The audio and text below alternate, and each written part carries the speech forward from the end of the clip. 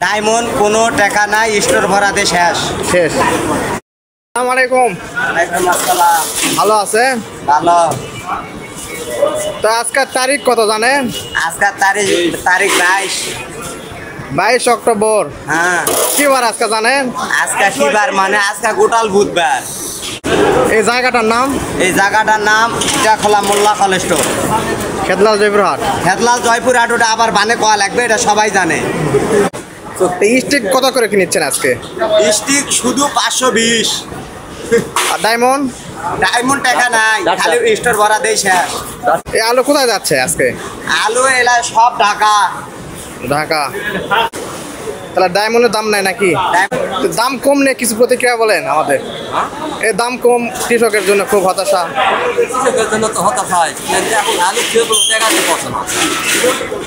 কৃষকের আলু বেচতে আসছে না। না,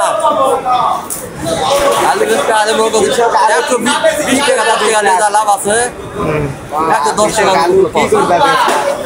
তো কৃষকের জন্য বলেন যে তাড়াতাড়ি আলু বিক্রি করে দেন, না হলে টাকা পাবে না। পাবে না অবশ্য।